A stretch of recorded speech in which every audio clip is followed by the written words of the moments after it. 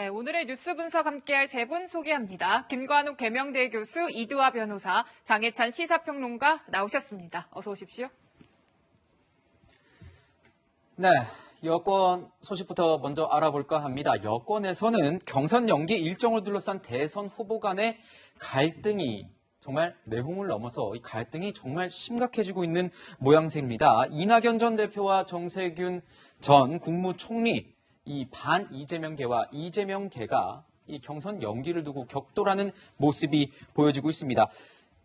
자, 교수님, 어떻게 저희가 이걸 봐야 되는 겁니까? 경선 연기론 계속해서 기시감이 들 정도의 내용입니다. 사실은 이 반 이재명, 이재명계 이 격돌이 되면서 뭔가 잡음 계속 일고 있잖아요. 그렇죠. 경선을 이제 9월 초에 이제 잡아놓고 있습니다. 이것을 이제 바꾸려면 상당한 이유가 있어야 되는 거죠. 그래서 지금 경선을 연기를 원하는 분들의 주장은 이것이 지금 코로나 국면이니까 어느 정도 집단 면역이 된 이후에 하는 것이 어떻겠느냐. 그리고 또 한 가지는 컨벤션 효과를 좀 더 극적으로 만드는 것이 조금 더 늦어질수록 효과가 나겠다. 이런 얘기죠. 그런데 이제 여기에서 실질적으로 그러면 코로나 국면에 11월 달이 된다 그러면 집단 면역이 가능한 것이냐. 그때 가면은 대규모의 어떤 행사가 가능한 것이냐. 네. 사실은 지금 먼저 백신을 많이 맞은 국가들도 보면 그런 어떤 집단 행동을 행사를 하기가 쉽지는 않습니다. 왜냐하면 변이라든가 이런 부분들이 있기 때문에 사실상 집단 면역 이후에도 대규모 집회라든가 이런 것들이 그렇게 무방비 상태로 이제 할 수 있는 그런 상황은 아닌 것이다라는 측면에서 본다면 이 주장의 어떤 설득력은 어느 정도 좀 크게 느껴지지는 않는 부분이 있고요. 또 한 가지가 이제 컨벤션 효과가 얘기를 하는데 그럼 늦게 하면 컨벤션 효과가 있다고 얘기를 하는 것이냐 그러면 계속 늦췄겠죠. 그러니까 당에서도. 그런데 이제 그것을 우리가 9월 달로 잡고 이렇게 한 데에는 사실상 9월 달이라고 한다 그래도 3월 달 초가 대선이기 때문에 후보에 대한 검증 기간이 한 6개월 정도뿐이 안 돼요. 그러니까 사실 그것만으로도 굉장히 사실 짧은 기간 동안에 어떤 국민들에게 검증 시간을 드리는 거기 때문에 송구한 부분이 있거든요. 미국 같은 경우는 거의 한 2년을 줍니다. 그래서 2년 동안의 철저한 검증 속에서 이 대선이 치러지기 때문에 그러한 어떤 검증의 강도라든가 이런 것들이 다른 거죠. 그래서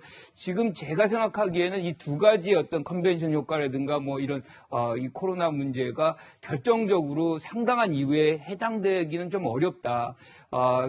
저는 이 부분을 이제 주장하시는 분들의 얘기는 지지율의 어떤 흐름을 좀 개선시킨 상황 속에서 경선을 치르고 싶다. 그런 어떤 이해관계가 이 안에 깔려 있다 이렇게 생각을 해요. 하지만 제일 중요한 거는 사실 공당이 뭔가 원칙을 세우고 날짜를 정했으면 그것을 지키는 것이 국민들에게 더 신뢰를 받는 그런 이 조치가 아닌가 이런 생각을 합니다. 네, 경선을 연기해야 되냐 마느냐 여러 가지 의견들이 나오면서 갈등이 심해지고 있습니다. 특히 신경전이 계속되다 보니까 직접 대선 주자들이 언급을 하고 나섰습니다. 관련 목소리 들어보시죠. 정치에서 자꾸 흥행 얘기를 하는 경향이 있는데 한때 가짜 약장수들이 기기묘묘한 묘기를 보이거나 아니면 평소에 잘 못 보던 정말 그 귀한 희귀한 동물들을 데려다가 사람들을 모아놓은 다음에 가짜 약을 팔던 시대가 있었습니다. 이제는 그런 식으로 약 팔 수 없습니다. 약장수들이 가짜 약을 팔던 시대가 있었는데 이제는 그런 식으로 약을 팔 수 없다 하면서 이제 경선 연기론에 대해 강하게 비판을 했는데요. 정치인의 말의 품격이 중요하죠. 그것은 과거에도 중요하고 지금도 중요하고 앞으로도 중요할 것입니다. 네, 들으셨다시피 가짜 약장수, 말의 품격, 이렇게 단어 수위가 좀 점점 올라가는 것 같아요. 당 관련 의원들이 좀 물밑에서 신경전을 벌이는 듯했다가 점점 수면 위로 올라오고 주자들까지 직접 나서서 이렇게 본격적으로 서로 공격하는 이유 뭐라고 보십니까? 네, 그리고 말씀처럼 더불어민주당 현역 의원들이 모인 이제 단체 대화방이 있다고 하는데 그곳에서도 소위 말하는 친문 의원들과 친 이재명계 의원들 사이에서 경선 일자를 두고 다른 의견들이 표출되고 있다고 합니다. 제가 이 부분에서 한 가지 아쉬운 건 경선 연기를 하느냐 마느냐 이 문제가 수면 위로 올라와서 거세게 화두가 될수록 이재명 지사에게는 크게 유리할 게 없습니다. 이재명 지사에게는 유리할 게 없다. 이재명 지사는 차라리 이 부분에 대해서 입장을 밝히지 않고 당 지도부의 모든 걸 일임하겠다. 내가 선수인데 룰에 대해서 따지는 건 적절치 않다고 뒤로 빠져 있는 게 훨씬 통 큰 의미지. 그리고 당을 위해서 선당우사하는 이미지를 가져갈 수 있는 부분인데 최근에 거론되고 있는 경선 연기론이 이 지사 입장에서는 불쾌할 수밖에 없지만 그래도 본인이 나눠서 약장수 이야기까지 꺼낸 것은 조금 너무 나갔다는 생각이 들고 이런 이야기들은 오히려 이재명 지사를 지지하는 더불어민주당 내 친이재명계 의원들이나 또는 여러 방송에서 활약하는 스피커들이 대신해주면 되는 것이거든요. 후보 본인의 발언에는 상당한 무게감이 실리기 때문에 네. 이로 인해서 설령 경선 연기가 안 된다 하더라도 이 지사가 당내에서 또는 당 안팎의 시각에서 입는 타격이 꽤 있을 것 같습니다. 그 부분이 아쉽고요. 언제나 저도 참 스스로를 돌아보면서 조심하게 되는 건데 말은 아다르고 어다르지 않습니까? 똑같은 말을 하더라도 아로 할 수 있는 말을 굳이 어로 표현해서 여러 사람 심기를 불편하게 만들 필요가 없습니다. 이 약장수라는 표현 자체가 정세균계나 또는 뭐 이낙연계 지금 이재명 지사를 지지하지 않는 소위 범친문 그룹에는 상당히 불쾌하게 들릴 수 있다면 그냥 원칙 지키자고 드라이하게 건조하게 말하면 되는데 왜 이런 좀 자극적인 단어를 썼을까? 이 부분에 대해서 시원함을 느끼는 국민도 있지만 반대로 불안함을 느끼는 국민도 있다는 점을 이 지사가 명심해야 될 것 같습니다. 네, 교수님도 그렇고 이제 평론가님도 그렇고 이 경선 연기 뭐 여부에 대해서 또 다양한 의견이 나오고 있는 것은 맞는 것 같습니다. 자, 이런 상황에서 보면은 그 의원총회를 열어서 이 문제를 다루자, 변호사님, 이런 얘기가 여권에서 나오지 않았습니까? 벌써 66명에 가까운 의원이 연판장을 돌려서 이 내용을 의원총회에서 다뤄야 된다. 이런 얘기까지 나오고 있는 상태 아니겠습니까? 그런데 정작 솔직히 좀 말씀드리면 이 경선 연기에 관련해서 국민들은 그렇게 크게 호응을 못하고 있는 것 같아요. 별로 관심은 없는 것 같은데 이게 그렇게 불거지는 이유는 뭔가요? 국민들이 생각하기에는 항상 이제 범여권에서 대선 지지율 1위로 나오는 후보가 거의 정해져 있으니까요. 예측이 가능한 거 아닌가 하고 그렇게 크게 관심이 없는 것 같습니다. 그런데도 불구하고 의원들이 66명이 의총 소집 요구를 했다. 근데 이 부분과 관련해서 당원 당규상 보면 민주당 당원 당규로 보더라도 상당한 사정이 있는 경우에 당무위원회가 의결을 해서 그 경선 일정을 조정할 수 있는데 그건 의원총회의 권한은 아니에요. 근데 왜 그러면 66명이나 되는 의원들이 이 요청을 했을까 궁금할 수밖에 없고요. 네. 그리고 제가 전에 듣기로는 이제 직접 갔다 온 사람한테도 말씀을 들었는데 이재명 지사가 공관에서 그 저녁에 행사를 많이 한다 그러더라고요. 이제 그 방역 지침에 따라서 소규모로 전현직 의원들, 그다음 당협위원장들하고 식사를 많이 하고 의견 수렴을 많이 한대 의견 청취를 하는 자리겠죠. 그리고 갔다 온 사람한테 직접 들었는데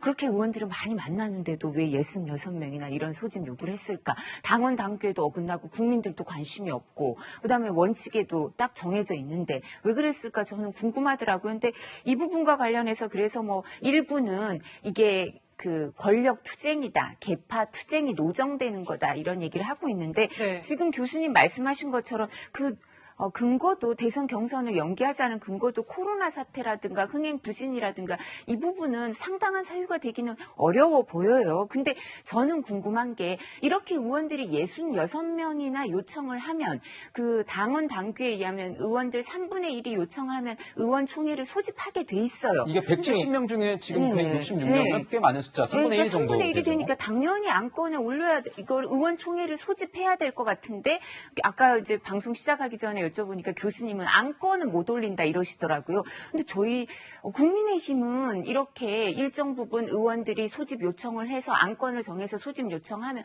당연히 의원총회를 하게 돼 있거든요. 근데 이제 민주당은 그 안건을 못 올리게 된대요. 그리고 참 비민주적이다. 민주당 이름과는 달리 왜 그럴까? 아니 뭐 의원총회에서 얘기한다고 하더라도 결정이 되는 건 아닌데 의원들이 요청하면 얘기는 한번 해보는 게 좋지 않을까? 그리고 두 번째로는 앞으로 의원총회 다시 안 할 건가요? 이 안건으로 못한다고 하더라도 당원 당규상 지금 국회가 계속 있으니까 의원총회는 언제든지 하게 돼 있어요. 그럼 국회의원들 입을 다 막을 수도 없을 텐데 그럼 이 얘기 안 할까요? 할 수밖에 없을 텐데 왜 그냥 이렇게 요청하면 그냥 얘기 들어보고 네. 논의하고 하면 될 텐데 무엇이 그렇게 겁이 나는가 싶더라고요. 네, 이거는 김관옥 교수님께도 말씀을 이어서 들어야 될 것 같아요. 이두화 변호사님의 이간책이다. 이간책이라고 궁금해할 수 있지 그걸 이간책이라고 하시는 사실은 건 이게- 개인적인 견해이신 것 같은데. 예, 제 견해입니다. 그런데 의총 의결사항이 아니에요, 이거는. 그러니까 경선 일정을 변경하는 것은 의총 의결사항이 아니기 때문에 네. 실질적으로 이제 거기에서 논의는 할 수도 있겠죠. 하지만 결과적으로 지금 이 상황이 온다면 거기서 어떤 일이 벌어질까요? 아주 많은 논란이 불거지고 뭐 험악한 소리가 돌고 이것들이 지금 비춰지길 야권에서는 바랄 수도 있겠죠.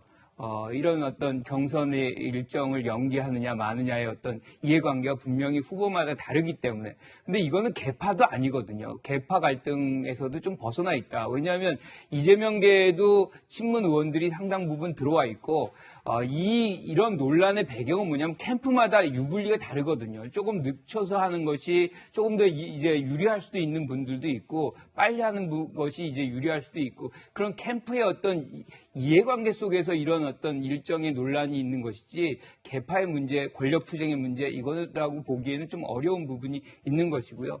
아까도 계속 말씀드리지만, 이 부분은 의원총회에서 결정할 사항은 아닌데, 그것을 올려서 네. 사실상 논란을 부추기는 것 자체는 송영길 대표에게 상당한 부담으로 갈 수밖에 없어요. 그렇기 때문에 송영길 대표가 이 부분에 관해서 오늘 오후에 이제 최고위원회 비공개로 하고 네. 그리고 주초에 본인이 결정하겠다라고 얘기하는 것은 이런 논란이 계속 지속이 되면 될수록 사실상 민주당의 어떤 재기 또는 뭐 국민들의 이 민심을 좀 더 회복하는 그런 부분 더 늦춰질 수밖에 없기 때문에 아마 송 대표가 조기에 이것을 마무리하지 않을까 이렇게 생각합니다. 네, 뭐 교수님이 방금 말씀하셨다시피 송영길 대표가 저희 뉴스에 나와서 직접 이 견해를 밝혔었습니다. 한번 같이 들어보시죠. 제가 결단을 내리려고 합니다. 이것은 의원총회 결의사항도 아니고 당무위원회 의결사항도 아닙니다. 새로운 어떤 사정 변경이 있을 경우에 당무위원회를 통해 달리 정할 수 있다 이렇게 돼 있는데 당무위원회로 갈 거냐 말 거냐를 판단하는 게 대표의 권한이니까 쭉 의견을 수렴하고 결정을 할 생각입니다. 원칙을 변경하려면 전 후보자들의 동의가 있어야 됩니다.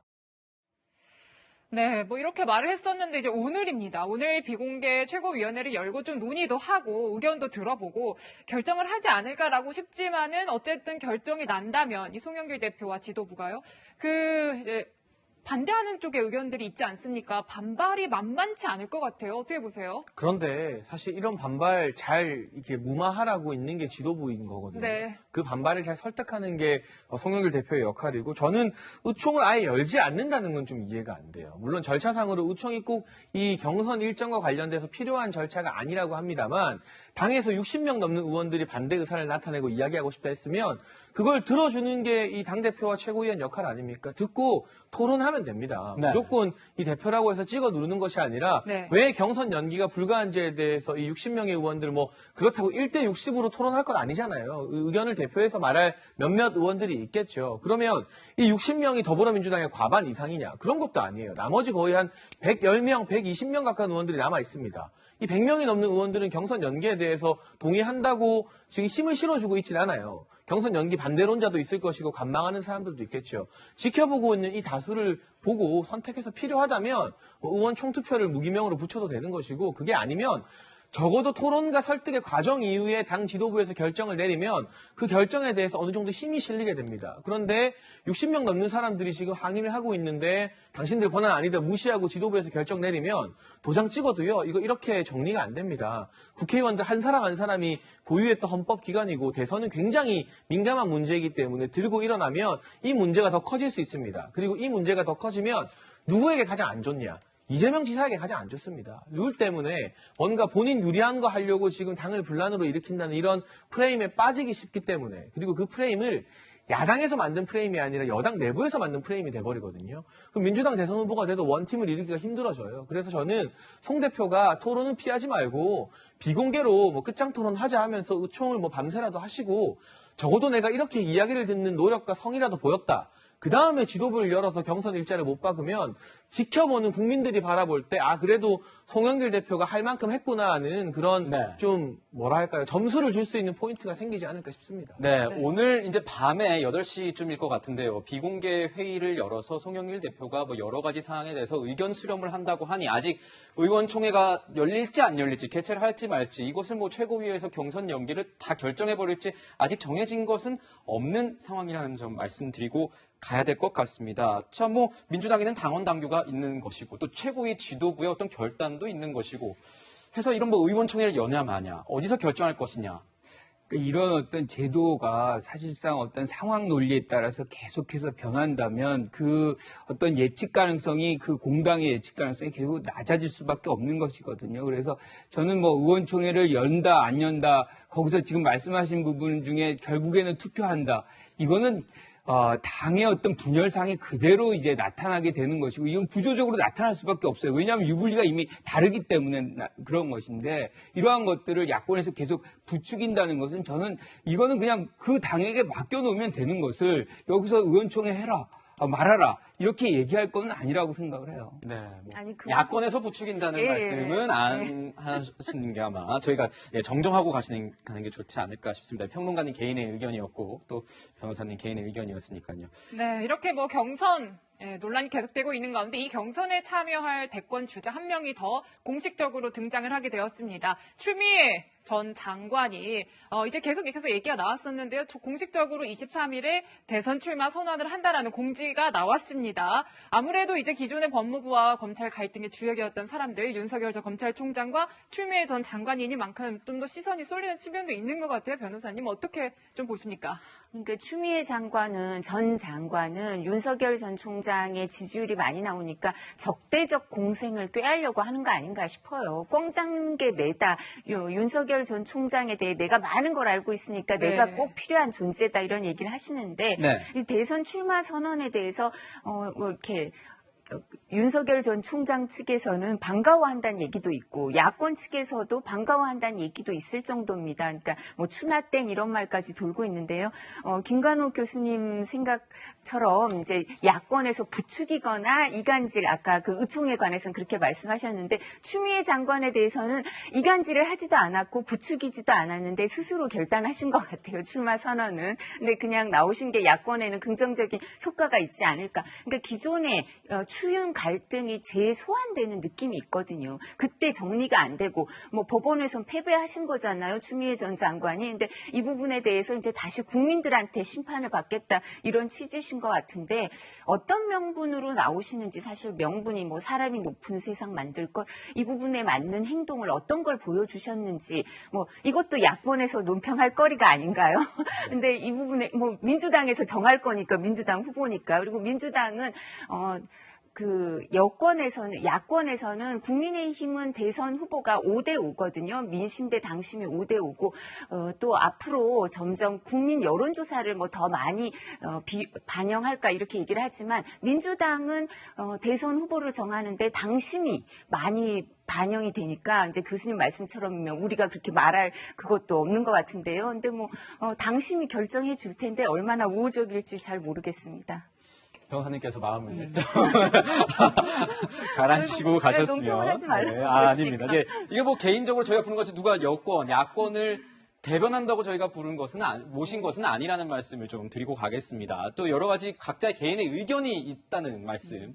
저희가 그것도 뭐 시청자 여러분께서 당연히 알고 계시겠죠. 저는 궁금했던 게 이런 겁니다. 지금 나오는 거 보면 사람이 높은 세상 이 캐치프레이즈를 들고 나왔습니다. 사람 사는 세상, 사람이 먼저다. 문재인 대통령 그리고 노무현 전 대통령이 들고 나왔던 어떤 캐치프레이즈인데 사람 어떤 유니버스에 본인도 참전하겠다 이런 들어가겠다 뭐 이런 얘기인 것 같아요. 뭐 친문을 겨냥한 그런 건가요? 그렇죠. 근데 추미애 장관에게는 기회가 있었어요. 그러니까 사실상 검찰 개혁을 아주 원만하게 했다 그러면 지금 상당한 지지를 얻어서 지금 높은 지지율을 받는 상황이 됐었을 겁니다.